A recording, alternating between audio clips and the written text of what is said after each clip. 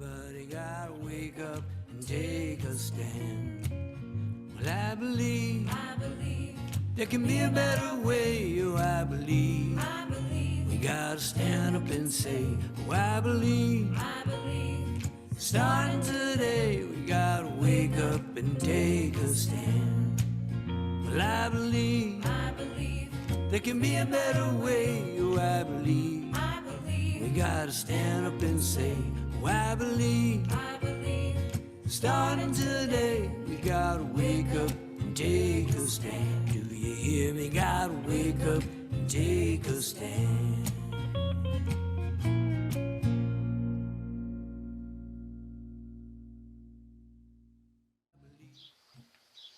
Hello and welcome to the 0830 Club. I'm so glad to see everyone here. Tonight's performance is a benefit for the Bobby Mendes Peace Legacy. This is actually the time of year we usually run the vigils in Dorchester, so it's really nice that we can do something virtually even if we can't be in the neighborhood, so I'm glad you all showed up. I just wanted to do a little housekeeping. Following the performance, we're going to have an actual candlelight vigil. So to have your candles ready. During that, Tom Prasada-Rao is going to sing an amazing song, which we're just really lucky to have as part of this. So I've been the co-director of the Bobby Mendes Peace Legacy for over 20 years.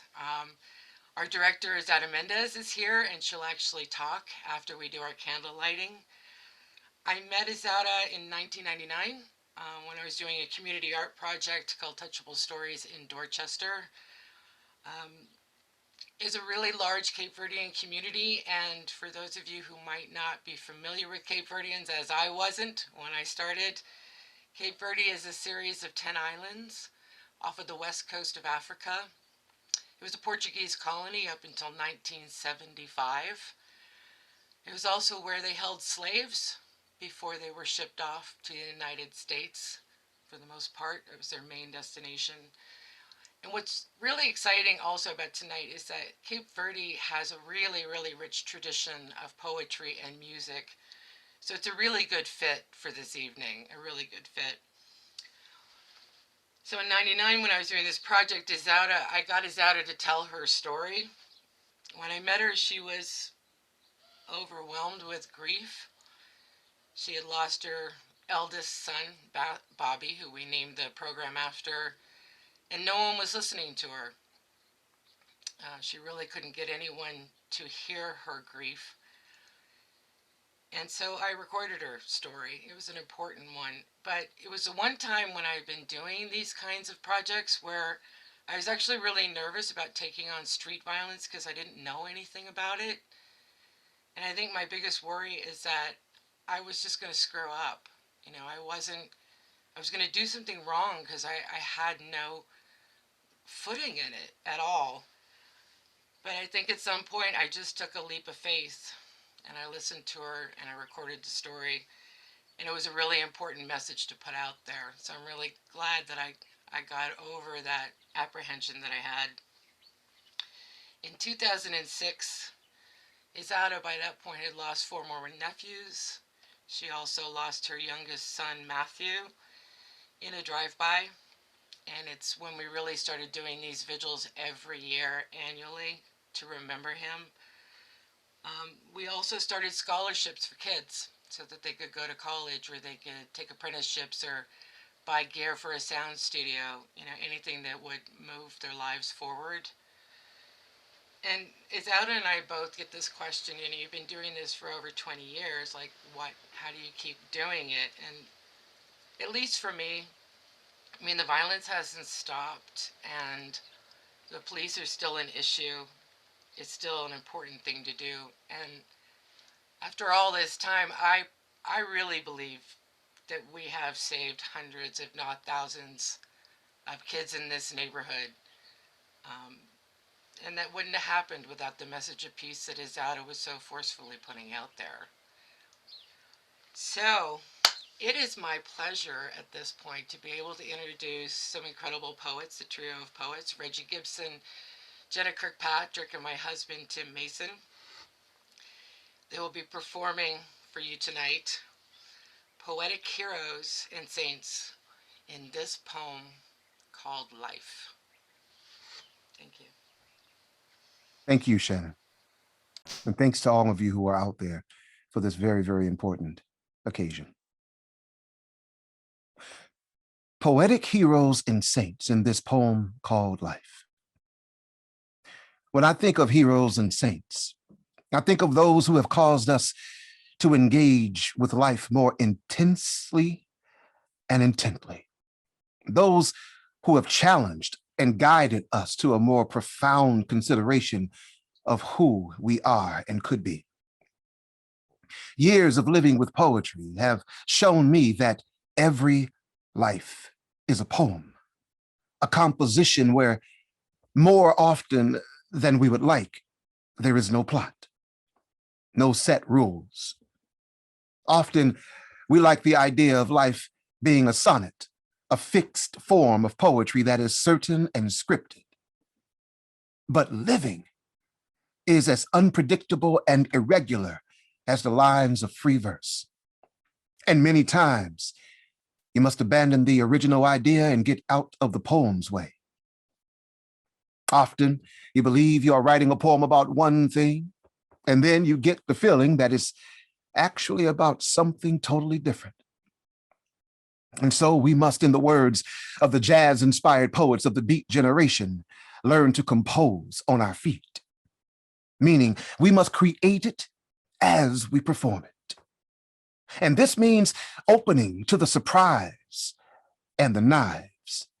As I have said in a previous poem, being open to the panic and the sadness, the manic and the madness, the inner and the outness, the constant how to be withoutness.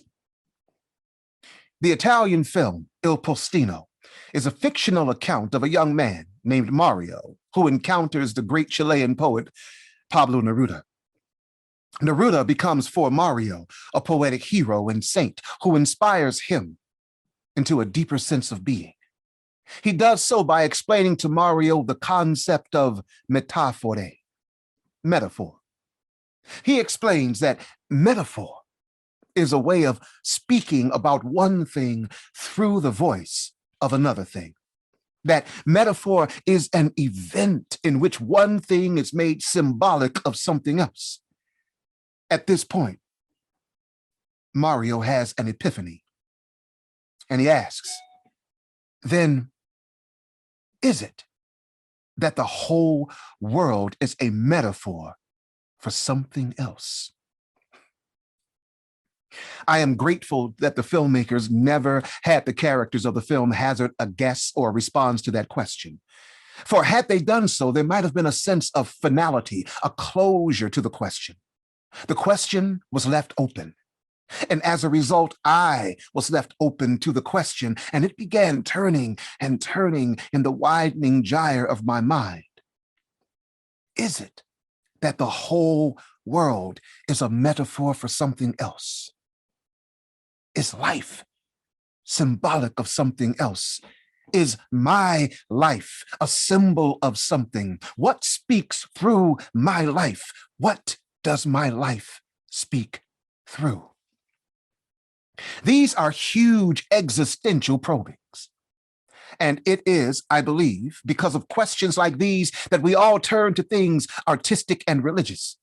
We turn to systems of symbol and metaphor, systems that operate through the poetic, systems that aid our attempt to unify the multifarious aspect of human existence. We require this because we are beautifully complex beings. And being so constituted, we need tools of thought and expression that acknowledge and speak to that complexity. Poetic heroes and saints are those who have touched our lives in an indelible way and have in some way shown us and challenged us to be better, to not just be content with breath in our bodies, but a fire in our bellies. I am reminded of the story of the man who looked up to the heavens and proudly declared, "I am here," to which the heavens responded, Now what? Poetic heroes and saints use their words, ideas, and lives to help us navigate the now what's to a more fully realized here-ness. For me, a person who helped me to do this was a very, very dear friend of mine named Kent Foreman. Kent was a rare mojo of a man, an intriguing conjure of childlike wonder and nail-tough elegance. He would say, "There are three things about me which are immutable. You dig? I am black, I am male, and I am a poet." Now, at the time, this triune self-declaration seemed simplistically self-evident to me. But like most things that seem obvious, we find, as Ira Gershwin penned, it ain't necessarily so.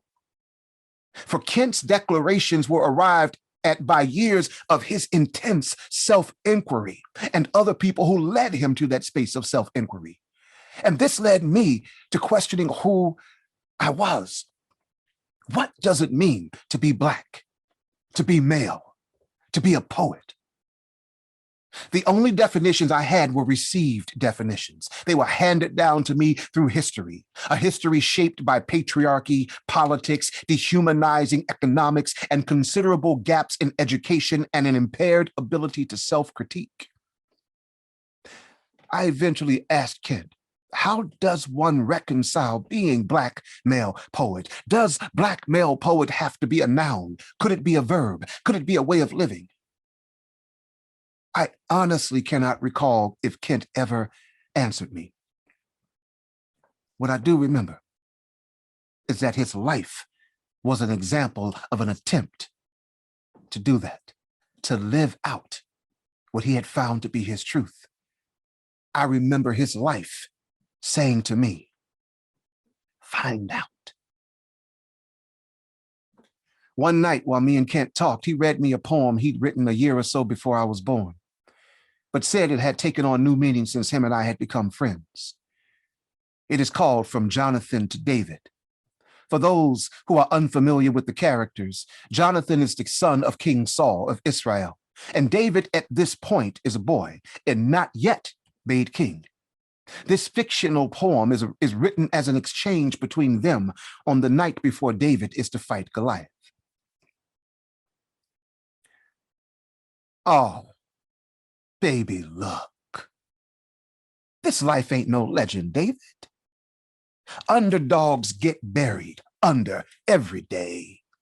Only fairy tales is filled with giant killers, man. You better let Goliath sleep, or there's gonna be hell to pay. You must be mad, or worse, cursed, this idea you have to send your mind racing across this universe looking for a rumble. That idea is bad, man. Bad. But if you must, well, to tell you the truth, while still a youth, I'd kind of like to try that dude myself. So here's my hand. We may as well rejoice, soul brother. You understand, it ain't like you and I got a choice or something. I guess we were just born alone. Dig. I see you brought your sling. Okay, let's go. I'll help you pick out some stones. I'll help you pick out some stones. I will help you take up arms against the slings and arrows of outrageous fortune. In other words, I got your back. And this meant so much to me at the time, to have someone through word and deed be there to help fight through the tough times, through the various types of heartbreak, or the soul ache of wrestling with the worst kind of loss. Thank you, Reggie. On November 11th, 2011, I lost my 19-year-old son, Ellis, to a drunk driver. I wrote this poem for all parents who take this journey, for those who have lost a child. May sorrow lead us into a new thought, a birth no less horrific than mine. May we live where bitterness doesn't deal all the cards, where confusion soaks our very soul. May we find in distorted illusion all colors as one. May we find poignancy in death, enlightenment in this life left. May we still have dreams to interpret, witnessing those we love fall to fate. A final bell tolls on an endless mirage. Words helplessly take shape, interpreting each situation after we hold matches, breed fire as we languish in its light, imperceptibly adjusting as days burn, relinquishing control to attitude. We are different, we are not. Packing tragedy, moving his precious things. May we take initiative to sleep. Messages come in dreams, transitory Mecca, metal deflects glass on a tree. Actions have altered sublime context of reality. Strength won't allow for it. These feelings of unrest, subsumed by knowing and what we do. Rain comes, gently weeping on the garden, on the lawn. We take shelter under blankets in the cool air, clearing minds for thoughts to grow there.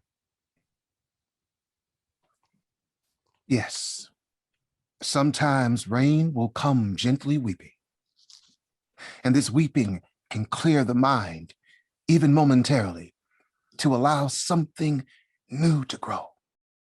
A new thought, a revelation, a new wrestling that might strengthen or illuminate the small things that make us, us.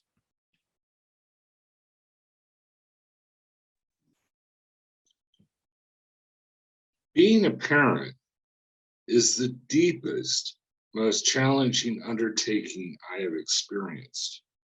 It all happens so fast and without an instruction book to refer to. It is fragile and enduring and fleeting, full of moments large and small that communicate lessons and insights, profound and simple, that shape the way parent and child face and embrace their futures. It's Father's Day. She lights up, bounds into my arms and holds tight. I've surprised her this alternate Friday, left messages unchecked, emails queued, and beat the traffic out of town for no other reason than this weekend, I get to be daddy. 4 days a month isn't much. We fill it full of routine, normal things, as if the way things are is the way things ought to be. We stop for wieners, 2 for $1. She counts the change, buys a paper for the comics. We will stop for groceries before the hour-and-a-half ride home. I'll hear about school. She'll read, perhaps aloud to me. She will nap, prepare herself for Blockbuster and a night up past her bedtime. I count weekends and months slip by. She is not so easy to carry anymore. I hear her converse with a depth that surprises me. Her innocence is getting more complicated. Harry Potter trivia requires research. I want a cigarette. I want to understand. I want all these things to slow down. I just want to be called daddy. My ex tells me the big changes are coming. My lover tells me the big changes are coming, and somewhere I know the big changes are coming, but not now. This weekend, we do something different. We stop at a lake, spend an hour skipping stones. Yes, the big changes are coming. For us humans, consigned to flesh, we know that is the case. And poetic heroes and saints are those who point us to those changes and how to wrestle with them, that great wrestling of the soul. Those who show us that each of us are like Jacob at Peniel, wrestling with the spirit of an unimaginable force in order to be blessed. But remember, Jacob got his blessing, but he limped for the rest of his life. Poetic heroes and saints tell us that even if limping is the only way we can walk, we must walk. Walk even if every step is a new hurt. Walk until our limping becomes a blessing that shows others how to walk through their own unimaginable pain. For years now, Shannon and I have worked closely with the Mendes family. They have allowed us to share the joys and pains they have faced, the strength of spirit they show and share in spite of incredible tragedy, indeed turns limping into a blessing, one that they share with us through messages of peace and forgiveness and perseverance in the most trying times of pain and loss. In this city, there are 4 sisters. 3 have buried sons, bloodied young by bully bullets and blades. They cry for peace, a chorus rising. Half a decade past the first. One mother wails, the grief fresh, the word competes, vengeance. 4 years past the second. Mother, sister, well, powers squared, the thought more than idea, the word competes, justice. 2 weeks past, the third, sisters, mothers, all well, power cubed, thought, word are one. Pause. No vengeance, no justice, just peace. Today, family, community, cops converge on the scene. One sister, purple peace ribbons. One sister, purple balloons. One sister, lit candles in silence, tears and testimony. On the lips of the children, pause. On the lips of all, peace. And with the brothers standing back, lit candles, vengeance, justice, peace. On this cold gray Sunday, purple balloons disappear into a faceless sky. Purple ribbons hit the streets. And every year, we invite the children of the neighborhood to a back-to-school barbecue that celebrates and encourages their learning and improving themselves. We have a banner with buttons remembering those who have been lost to violence. The banner is full of young men, late teens, early 20s mostly. And I stood beside a 9-year-old boy, maybe 10, looking at the banner, and I asked if he knew anyone there. He named 23 people.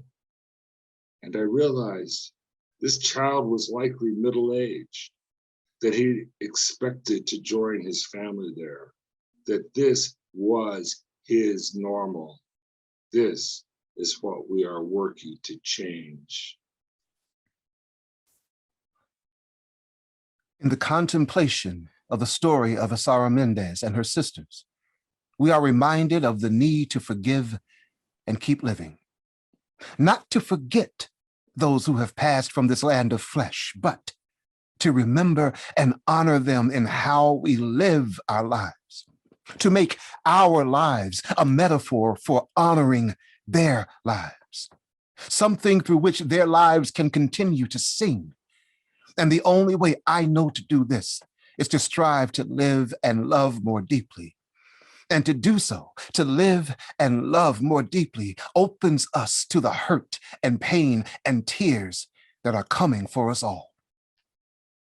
But so is joy, kindness, healing, and if we are open to it, grace. Yes, to live this poem called life is to not know what revelation each new line will bring. And this is frightening. For more than any other species on this planet, we humans seem most fearful of the unknown. Perhaps this is because we are most acutely mindful of the shortening of day and the lengthening of shadow, aware that in this great epic poem we are living together, there is nothing that can be loved that cannot be lost. And there is nothing written that cannot be erased. But perhaps not completely erased. Look, there on the parchment of our own lives, there are traces and impressions of those we love, have loved, and who have loved us, as if existence is a great palimpsest echoing with the scribblings of them. And don't be surprised if, after cobbling all those scribblings together, you find them to be a poem that says to you, you are alive. You are here. Now what? Now what? Let us show life how thankful we are by dislocating our arms in order to get a fuller embrace of it. Now what? Let us sprain our ankles as we find new ways of stumbling into ecstasy. Let our hearts gladden as we find better ways to love. Now what? Let us acknowledge our brokenness and practice painting each one of our fractures and cracks with gold. For our lives will have woes, but our lives are more than the summation of woes. Our lives will have rewards for accomplishments and damnations for failures, but are more than rewards and damnation and failure.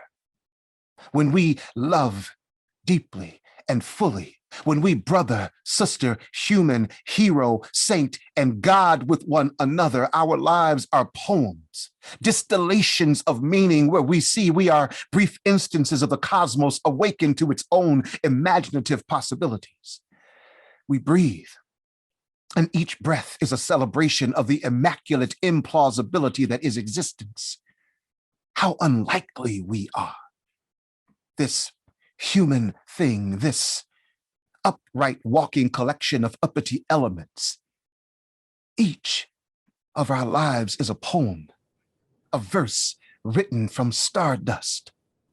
And each of us is a metaphor for this frightening, beautiful, and wondrous universe. In the spring of 2014, my dear friends Tim and Shannon brought me to meet Asara. She was welcoming and kind. We became instant friends. She told me her story, listened to mine, and helped me begin the process of forgiveness.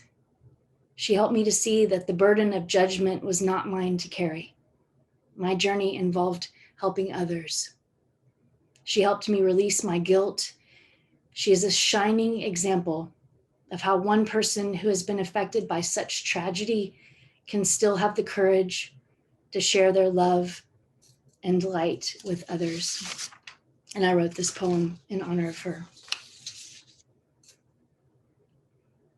When the sun rises, golden light bathes the earth. We stand in the curve of a rotation, the precipice of intention, the beginning of a cycle, hopeful.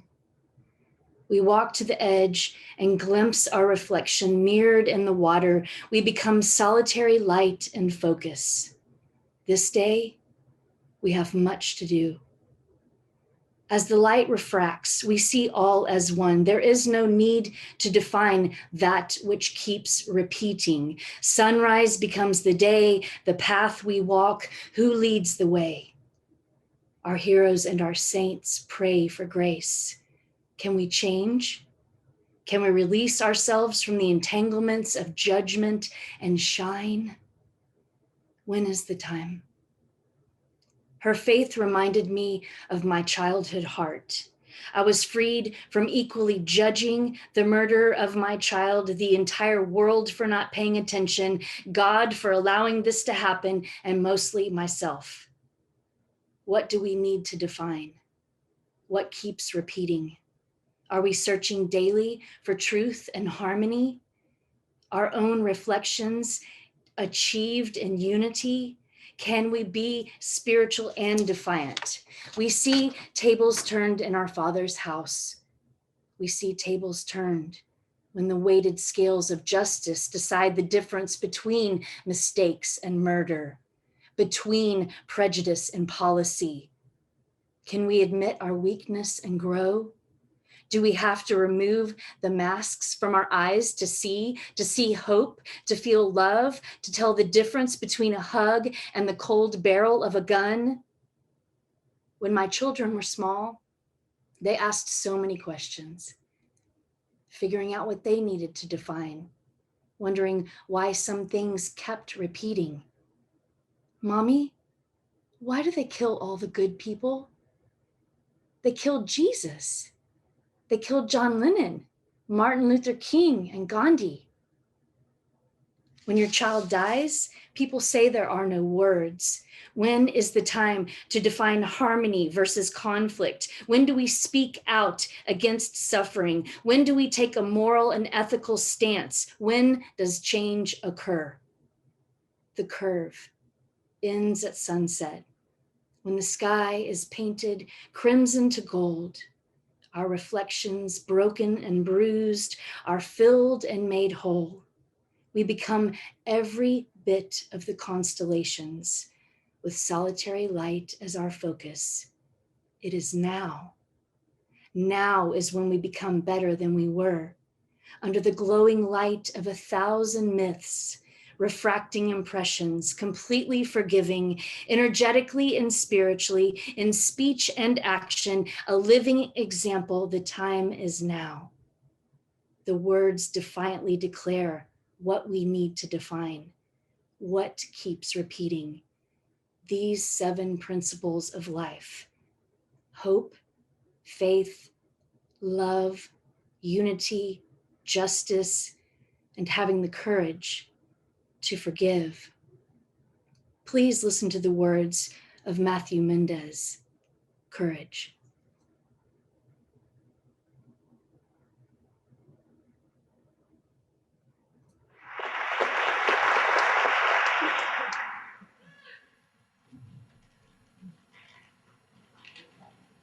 Good evening, ladies and gentlemen. It's my first time speaking on a podium, so I'm a little nervous. I'm here to speak about courage. In the dictionary, the word courage is defined as the quality of being brave. Most people hear the word courage and think of a person who commits a heroic act. But me, the word courage means a lot more. When parents lose their kids to senseless crimes and are able to maintain insanity, that's courageous. When young men and women grow up in a neighborhood infested with drugs and guns, and he or she is able not to follow an environment that is set up to keep certain young people down, that's courageous.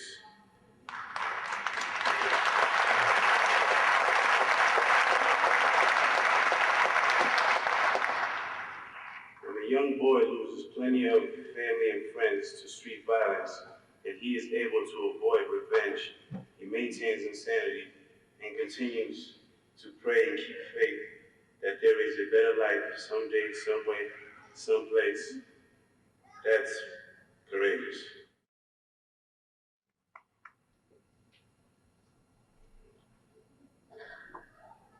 And now, please light the candle of courage.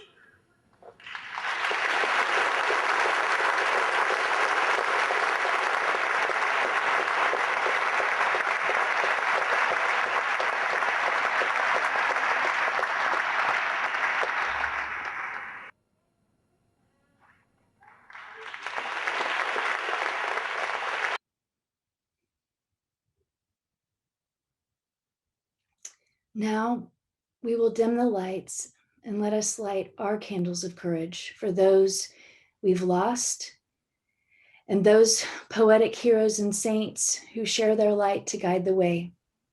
Please enjoy a moment of reflection as we listen to a beautiful song performed by my dear brother, Tom Prasada-Rao.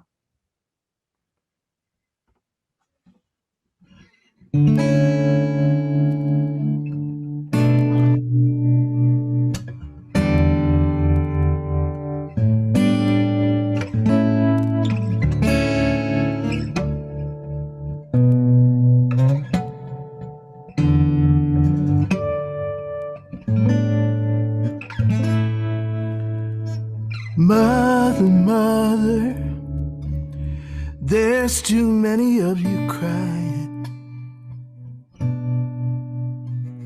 Brother, brother, brother, far too many of you dying. You know we've got to find a way to bring some loving here today. Father, Father, we don't need to escalate. See, war is not the answer. Cause only love can conquer hate. You know we've got to find a way to bring some love in here today. Picket lines, picket signs, don't punish me with brutality. Come on, talk to me so we can see, ooh, what's going on, what's going on, what's going on, what's going on, ooh.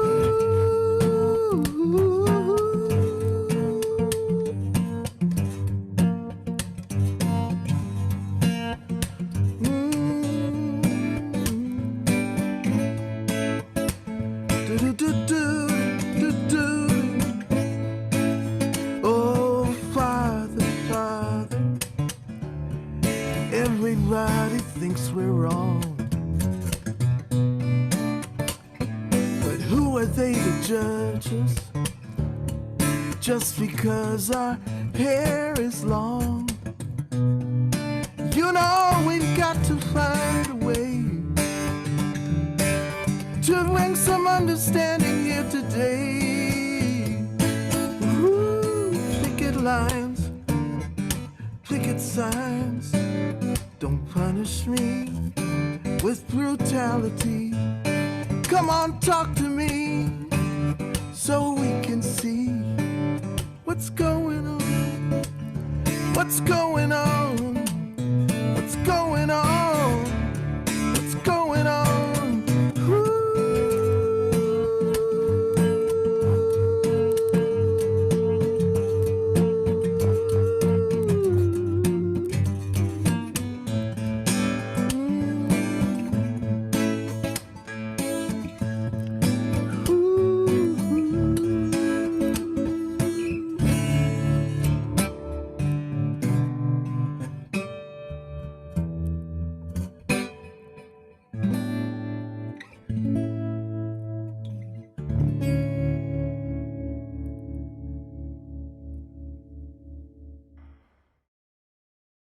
I just want to thank everyone, Shanna, Tim, Janet, all of you who coming together to put this vigil together. It's a hard way to do it in a Zoom, but that's how it's supposed to be. And hope next year it will be better. Thank you again, and God bless. Oh, that was so wonderful, everybody. Thank you so much.